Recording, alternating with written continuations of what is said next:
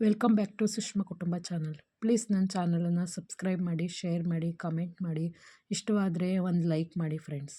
ಬನ್ನಿ ನಮ್ಮ ಮನೆ ಯಾವ ಲೆವೆಲ್ಗೆ ಬಂದಿದೆ ಅಂತ ನೋಡ್ಕೊಂಡು ಬರೋಣ. ಗೋಡೆ ಎಲ್ಲ ಸುತ್ತ ಕಿಟಕಿಗಳೆಲ್ಲನೂ ನಿಲ್ಲಿಸಿ ಇವಾಗ ಲಿಂಟ್ಲಿ ಲೆವೆಲ್ಗೆ ಬಂದಿದೆ ಫ್ರೆಂಡ್ಸ್. ನಮ್ಮ ಮನೆ ಲಿಂಟ್ಲಿ ಲೆವೆಲ್ ಪ್ಲ್ಯಾನ್ ನಾವು ಹೇಗೆ ಮಾಡ್ಕೊಂಡಿದ್ದೀವಿ, ಮತ್ತು ನೀವು ಈಗ ಮನೆ ಕಟ್ತಿದ್ದೀರಾ, ನಿಮಗೂ ಇದು ಯೂಸ್ ಆಗ್ಬೋದು. ಹಾಗಾಗಿ ಈ ವಿಡಿಯೋವನ್ನು ಕೊನೆವರೆಗೂ ನೋಡಿ ಫ್ರೆಂಡ್ಸ್. ಕೆಲವ್ರು ಹೇಳಿದ್ರು, ನೋಡಿ ಇಲ್ಲಿ ನೀವು ವಾಸ್ಕಲ್ ಮೇಕೆ ಯಾಕೆ ಚೀಲನ ಹಾಕಿದ್ದೀರಾ ಅಂತ. ಆ ಚೀಲನ ನಾವು ಹಾಕಿರೋ ಉದ್ದೇಶ ಏನಪ್ಪ ಅಂತ ಅಂದರೆ, ಆ ಚೀಲನ ಹಾಕಿರೋದ್ರಿಂದ ಆ ವಾಸ್ಕಲ್ಗಳಿಗೆ ನಾವು ಗೋಡೆಗಳಿಗೆಲ್ಲ ನೀರು ಕುಡಿಸುವಾಗ ಆ ವಾಸ್ಕಲ್ಲು ನೀರು ಕುಡಿಬಾರ್ದು ಅನ್ನೋ ಉದ್ದೇಶಕ್ಕೋಸ್ಕರ ನಾವು ಅದ್ರ ಮೇಲೆಲ್ಲ ಚೀಲಗಳನ್ನ ಹಾಕಿದ್ದೀವಿ. ಲಿಂಟ್ಲು ಲೆವೆಲ್ಗೆ ಫ್ರೆಂಡ್ಸ್, ಲಿಂಟ್ಲು ಲೆವೆಲ್ ಹಾಕೋಕ್ಕೂ ಮುಂಚೆ ನೋಡಿ ಇಲ್ಲಿ ಕಿಟಕಿಗಳಿಗೆಲ್ಲ ನಾವು ಸಜ್ಜಗಳನ್ನ ಹಾಕಬೇಕಲ್ವಾ. ಮತ್ತು ಒಳಗಡೆ ನಮ್ಗೆ ಎಲ್ಲೆಲ್ಲಿ ಸಜ್ಜಗಳು ಬರಬೇಕು ಅನ್ನೋದಕ್ಕೆಲ್ಲ ಮುಂಚೆನೇ ಪ್ಲ್ಯಾನ್ ಮಾಡಿಕೊಂಡು ಅದಕ್ಕೆ ಸೆಂಟ್ರಿಂಗ್ ಅವ್ರು ಬಂದು ಸೆಂಟ್ರಿಂಗ್ ಹೊಡೆದು ಹೋಗಿದ್ದಾರೆ. ಹಾಗಾಗಿ ಆ ಥರ ಎಲ್ಲ ಪಟ್ಟಿಗಳು ಕಾಣಿಸ್ತಿದ್ದಾವೆ. ನೀವು ಮುಂಚೆನೇ ಲಿಂಟ್ಲು ಲೆವೆಲ್ ಹಾಕೋಕ್ಕೂ ಮುಂಚೆನೇ ನೀವು ಪ್ಲ್ಯಾನ್ ಮಾಡ್ಕೊಂಡಿರಬೇಕು. ನಮಗೆ ಎಲ್ಲೆಲ್ಲಿ ಸಜ್ಜಗಳು ಬೇಕು ಮತ್ತು ಯಾವ್ಯಾವ ಕಡೆಗೆ ಬೇಕು ಸಜ್ಜಗಳು. ನೀವು ವಾರ್ಡ್ರೋಬ್ಗಳು ಎಲ್ಲೆಲ್ಲಿ ಮಾಡಿಸ್ಕೋತೀರಿ ಅನ್ನೋ ಕಡೆ ನೀವು ಸಜ್ಜಗಳು ಮಾತ್ರ ಹಾಕಿಸ್ಕೊಳ್ಳಿ.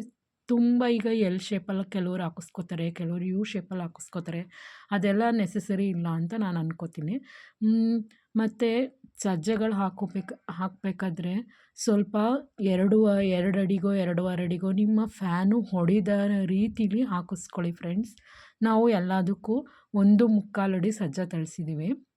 ಮತ್ತು ಹೊರಗಡೆ ವಿಂಡೋಸ್ಗೂ ಅಷ್ಟೇ 1 ಅಡಿ ಸಜ್ಜ ತಳಿಸಿದ್ದೀವಿ. ಅದಕ್ಕೂ ಸ್ವಲ್ಪ ಕಡಿಮೆನೇ ಇರ್ಬೋದು, ಬಟ್ 1 ಅಡಿ ಸಜ್ಜ ತಳಿಸಿದ್ದೀವಿ. ನೋಡಿ ಸಜ್ಜಾಗೆ ಈ ಸೆಂಟ್ರಿಂಗ್ ಅವರೆಲ್ಲ ಬಂದು ಸೆಂಟ್ರಿಂಗ್ ಹೊಡೆದು ಹೋದ್ಮೇಲೆ ಈಗ ಬಾರ್ ಬೆಂಡಿಂಗ್ ಅವ್ರು ಬಂದಿದ್ದಾರೆ.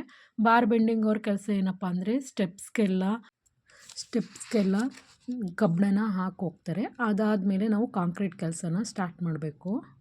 ಈ ಲಿಂಟ್ಲು ಲೆವೆಲ್ ಬಂದು ನಮ್ಮ ಗೋಡೆ 7 ಅಡಿ ಹೈಟ್ ಆದಮೇಲೆ ನಾವು ಲಿಂಟ್ಲು ಲೆವೆಲ್ ಅಂತ ಕರಿತೀವಿ. ಈ ಲಿಂಟ್ಲು ಲೆವೆಲ್ಲು ಇದು ಬಾಗಿಲು ಮತ್ತು ಕಿಟಕಿಗಳ ಮೇಗೆಲ್ಲ ಸಪೋರ್ಟ್ ಬೀಮ್ ಆಗಿದು ವರ್ಕ್ ಆಗುತ್ತೆ. ಇದರಿಂದ ನಮ್ಮ ಗೋಡೆಗಳು ಬಿರುಕು ಬರಲ್ಲ, ಮತ್ತು ವಾಸ್ಕಲ್ಗಳು ಹಾಗೂ ಗೋಡೆಗಳು ಬಿರುಕು ಬರಲ್ಲ. ನೋಡಿ ನಮ್ಮನೆ ಸ್ಟೆಪ್ಸ್ಗೆಲ್ಲ ಆ ಥರ ಎಲ್ಲ ಸೆಂಟ್ರಿಂಗ್ ಹೊಡೆದು ಹೋಗಿದ್ದಾರೆ. ನಾವು ಇನ್ನು ಈ ಕಬ್ಬಣ ಬಂದು ನಾವು ಟರ್ಬೋ ಯೂಸ್ ಮಾಡಿದ್ದೀವಿ. ನೀವು ಸ್ಟೀಲ್ನ ಎಷ್ಟು ಮಟ್ಟಿಗೆ ಎಷ್ಟು ಹಾಕಿಸ್ತೀರಿ ಅನ್ನೋದ್ರ ಮೇಲೆ ನಮ್ಮ ಮನೆ ತುಂಬ ದೀರ್ಘಕಾಲ ಬಾಳಿಕೆ ಬರುತ್ತೆ ಫ್ರೆಂಡ್ಸ್. ನೀವು ಕಬ್ಬಣನ ಜಾಸ್ತಿ ಹಾಕಿದಷ್ಟು ಮನೆ ಇನ್ನೂ ಸೇಫಾಗಿರುತ್ತೆ. ನೋಡಿ ನಾವು ಕಬ್ಬಣನ ಸಜ್ಜಾಗೆಲ್ಲ ನಾವು 12 mm ರಾಡನ್ನು ಯೂಸ್ ಮಾಡಿದ್ದೀವಿ. ಮತ್ತು ಹಾಗೆ ಗೋಡೆ ಸುತ್ತ ನಾವು ಬಾಟಮ್ಮು 12 mm ಮತ್ತು ಟಾಪು 10 mm ಯೂಸ್ ಮಾಡಿದ್ದೀವಿ. ಹಾಗೆ ರಿಂಗ್ಗಳಿಗೆಲ್ಲ ನಾವು 8 mm ರಿಂಗ್ಗಳನ್ನ ನಾವು ಯೂಸ್ ಮಾಡಿದ್ದೀವಿ. ಮತ್ತು ಬಾರ್ ಬೆಂಡಿಂಗ್ ಅವರು ಇದಕ್ಕೆ ಎಷ್ಟು ತೊಗೊಂಡ್ರಪ್ಪ ಕಾಸ್ಟ್ ಅಂತ ಅಂದರೆ 5000 ತೊಗೊಂಡ್ರು ಇದಕ್ಕೆ. ಇದಾದಮೇಲೆ ನಾವು ಫ್ರೆಂಡ್ಸ್ ರೂಮ್ಗಳಿಗೆ ಒಂದು ರೂಮ್ಗೆ ಮಾತ್ರ ಎಲ್ ಶೇಪ್ ಸಜ್ಜ ಹಾಕ್ಸಿದ್ದೀವಿ. ಇನ್ನೊಂದು ರೂಮ್ಗೆ ಬರೀ ಒಂದು ಸೈಡ್ ನಾವು ವಾರ್ಡ್ರೋಬ್ ಎಲ್ಲಿ ಬರುತ್ತೆ ಅಲ್ಲಿಗೆ ಮಾತ್ರ ನಾವು ಸಜ್ಜ ಹಾಕಿಸ್ಕೊಂಡಿದ್ದೀವಿ. ಮತ್ತು ಬಾತ್ರೂಮು ಮತ್ತು ವಾಶ್ರೂಮ್ಗಳಿಗೆ ನಾವು ಸಜ್ಜ ಹಾಕ್ಸಿಲ್ಲ ಫ್ರೆಂಡ್ಸ್. ಯಾಕಂದರೆ ನಾವು ಸ್ನಾನ ಮಾಡಬೇಕಾದ್ರೆ ಅದ್ರದ್ದು ಹಬೆ ಎಲ್ಲ ಹೋಗಿ ಮೇಲ್ಗಡೆ ಹೋಗುತ್ತೆ, ಮತ್ತು ಒಂಥರ ಉಸಿರು ಕಟ್ಟಿದ ವಾತಾವರಣ ಆಗುತ್ತೆ ಅಂತ ಹೇಳಿ ನಾವು ಸಜ್ಜನ ಬಾತ್ರೂಮು ಮತ್ತು ವಾಶ್ರೂಮ್ ಎರಡಕ್ಕೂ ನಾವು ಹಾಕ್ಸಿಲ್ಲ. ನಾನು ಈ ವಿಡಿಯೋ ನೋಡ್ತಾ ಇರೋರಿಗೆಲ್ಲರಿಗೂ ಒಂದು ಕಿವಿ ಮಾತು ಅಂತನಾರ ತಿಳ್ಕೊಳ್ಳಿ, ಇಲ್ಲ ಇನ್ಸ್ಟ್ರಕ್ಷನ್ ಅಂತನಾರ ತಿಳ್ಕೊಳ್ಳಿ. ನೀವು ಎಲ್ಲಿ ಸಜ್ಜನ ಜಾಸ್ತಿ ಹಾಕಿಸ್ತೀರಿ ಹಾಕಿಸ್ದಷ್ಟು ನಿಮಗೆ ಕ್ಲೀನಿಂಗ್ ಪರ್ಪಸ್ಸು ಜಾಸ್ತಿ ಬೇಕು, ಮತ್ತು ಅದಕ್ಕೆ ಕಾಸ್ಟು ವಾರ್ಡ್ರೋಬ್ ಎಲ್ಲ ಮಾಡಿಸ್ಬೇಕಲ್ವ, ಕಾಸ್ಟು ಸಹ ಜಾಸ್ತಿ ಆಗುತ್ತೆ. ಹಾಗಾಗಿ ನೀವು ಒಂದು ಸೈಡು ಬೇಕಂದರೆ ಎಲ್ ಶೇಪಲ್ಲಿ ಹಾಕಿಸ್ಕೊಳ್ಳಿ. ತುಂಬ ಯು ಶೇಪಲ್ಲೆಲ್ಲ ಹಾಕಿಸ್ಕೊಂಡ್ರೆ ರೂಮ್ಗೆ ಚೆನ್ನಾಗಿ ಕಾಣಲ್ಲ. ಕಿಚನ್ಗೂ ಅಷ್ಟೇ ಫ್ರೆಂಡ್ಸ್, ನೀವು ಯಾವುದಾದ್ರೂ ಅಂದರೆ ಗ್ಯಾಸ್ ಸ್ಟವ್‌ನ ನೀವು ಎಲ್ಲಿಡ್ತೀರ ಅದಕ್ಕಿಂತ ಸ್ವಲ್ಪ ದೂರಕ್ಕೆ ಸಜ್ಜ ಬರಲಿ. ಆ ಗ್ಯಾಸ್ ಸ್ಟವ್ ಪಕ್ಕನೇ ನೀವು ಸಜ್ಜ ಹಾಕ್ಬಿಟ್ರೆ ನೀವು ಅಡುಗೆ ಮಾಡೋದೆಲ್ಲ ಹಬೆ ಎಲ್ಲ ಹೋಗಿ ಹೋಗಿ ಆ ಸಜ್ಜಾಗೆ ಅಂಟ್ಕೊಂಡು ಕ್ಲೀನಿಂಗ್ ಪರ್ಪಸ್ಸು ತುಂಬ ಕಷ್ಟ ಆಗೋಗ್ಬಿಡುತ್ತೆ. ಹಾಗಾಗಿ ನೀವು ಸಜ್ಜನ ಮುಂಚೆನೇ ಪ್ಲ್ಯಾನ್ ಮಾಡಿಕೊಂಡು ಸಜ್ಜಗಳಿಗೆಲ್ಲ ನೀವು ಬಾರ್ ಬೆಂಡಿಂಗ್ ಅವ್ರ ಹತ್ರ ಮುಂಚೆನೇ ಮಾತಾಡಿ ನಮಗೆ ಎಷ್ಟು ಲೆವೆಲ್‌ಗೆ ವಿಡ್ತು ಮತ್ತು ಹೈಟು ಬೇಕು ಅಂತ ಹೇಳಿ ಹೈಟ್ ಮೊದಲೇ ಫಿಕ್ಸ್ ಆಗಿಬಿಟ್ಟಿರುತ್ತೆ.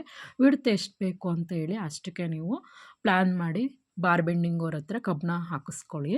ನೋಡಿ ನಮಗೆ ಮೇಲ್ಗಡೆ ಈ ಥರ ಕಬ್ಬಣನ ಹಾಕಿದ್ದಾರೆ. ನೋಡಿ ಇಲ್ಲಿ ಸಜ್ಜಗಳಿಗೆಲ್ಲ ನಮಗೆ ಕಬ್ಬಣ ಬಂದು 12 ರಾಡ್‌ನ ಯೂಸ್ ಮಾಡಿದ್ದೀವಿ. ಅದು ಟರ್ಬೋದೇನೆ. ಮತ್ತು ಲಿಂಟ್ಲು ಲೆವೆಲ್ ಬರೋಕ್ಕೂ ಮುಂಚೆನೇ ಪಿಲ್ಲರ್‌ಗಳನ್ನೆಲ್ಲ ರೈಸ್ ಮಾಡಿಸ್ಬೇಕಾಗಿರುತ್ತೆ 7 ಅಡಿ ಹೈಟ್‌ಗೆನೆ. ಆ 7 ಅಡಿ ಹೈಟಿಗೆ ರೈಸ್ ಮಾಡಿಸಾದ್ಮೇಲೆ ನೀವು ಅದಕ್ಕೆಲ್ಲ ಸುತ್ತ ಗೋಣಿ ಚೀಲಗಳನ್ನ ಹಾಕಿ ನೀವು ಕ್ಯೂರಿಂಗ್ ಮಾಡಬೇಕಾಗಿರುತ್ತೆ. ಅದಕ್ಕೆ ಚೆನ್ನಾಗಿ ಅಂದರೆ 10 ದಿನ ನೀವು ಕ್ಯೂರಿಂಗ್ ಮಾಡಿ ಫ್ರೆಂಡ್ಸ್. ಯಾರು ಮನೆ ಕಟ್ಟಿಸ್ತಾ ಇದ್ದೀರಿ ಅವರಿಗೆಲ್ಲ ಇಲ್ಲೊಂದು ಕಿವಿ ಮಾತು ಹೇಳ್ತೀನಿ. 10 ದಿನ ಕ್ಯೂರಿಂಗ್ ಮಾಡಾದಮೇಲೆ ನೀವು ನೆಸೆಸಿಟಿ ಇಲ್ಲ, ನೆಕ್ಸ್ಟು ನೀವು ಎಷ್ಟೇ ಕ್ಯೂರಿಂಗ್ ಮಾಡಿದ್ರು ಅದು ನೀರನ್ನು ತಗೊಳ್ಳಲ್ಲ, ಅದು ವಾಟರ್ನ ಅಬ್ಸರ್ವ್ ಮಾಡ್ಕೊಳ್ಳಲ್ಲ. ಈಗ ಮನೆ ಕಟ್ತಾ ಇರೋರಿಗೆಲ್ಲ ಈ ಟಿಪ್ ಯೂಸ್ ಆಯಿತು ಅಂತ ತಿಳ್ಕೊತೀನಿ. ಈ ವಿಡಿಯೋ ಇಷ್ಟ ಆದ್ರಲ್ಲಿ ಒಂದು ಲೈಕ್ ಕೊಡಿ, ಕಮೆಂಟ್ ಮಾಡಿ, ಶೇರ್ ಮಾಡಿ, ಹಾಗೆ ಒಂದು ಸಬ್ಸ್ಕ್ರೈಬ್ ಮಾಡಿ ಫ್ರೆಂಡ್ಸ್.